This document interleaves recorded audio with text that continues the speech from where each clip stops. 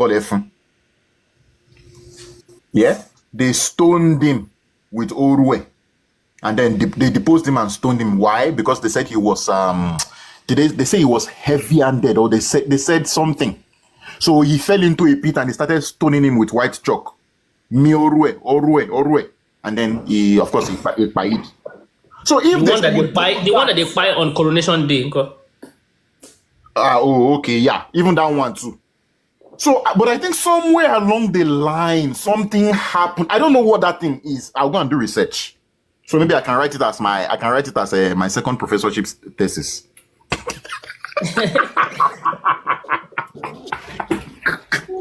That thing that happened to them along the way that made them these bolo people. Like, I don't understand, because these were people that be real bolo. So something changed now. What it can't change? Who they call me? Sorry, it's PFA. Okay, go on, sir. You use an iron hand for them. Professor Labola, sorry I had to come up. So for people who are listening to understand the level of, say, a non-master and slave relationship we have in Yoruba land. That's why, even though our kings are so powerful, we've seen it in written and documented records that in Yoruba, we practice something called Ogboni. And we've been explaining the meaning of this Ogboni to a lot of people over time, just so they know what the purpose of Ogboni, or in Ijebuland, I think is mostly called Oshugbo.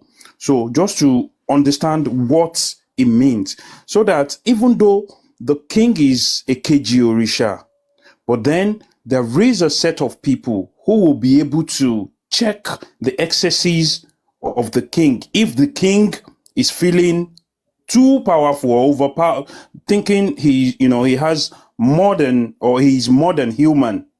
So that, I mean, why would the king just wake up one day and say, okay, the whole town, you're going to be, doing this, and nobody will be able to question the king?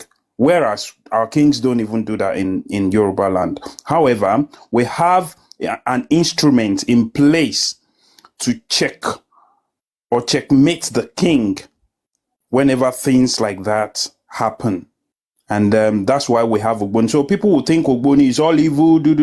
That's your interpretation of it. If you understand it, it is called Egbeagba. So the elders in the town, more or less like what we have now, where you have the executive and you have the legislative arms of government, where they, oversee each other's, they perform some form of oversight on each other's responsibilities. And that's what Ogboni is for. So a king will not be totally like untouchable.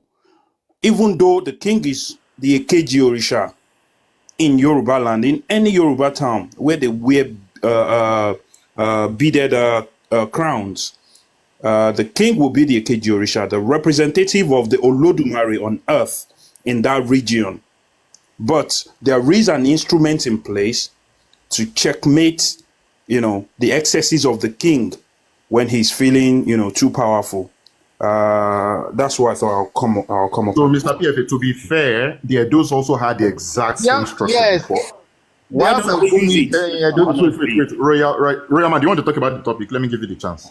So I wanted when he was talking, I wanted to say, even in Benin, they have Ogboni. Why are the Ogboni? No, I'm not talking about Ogboni, not Ogboni. They have Uzama.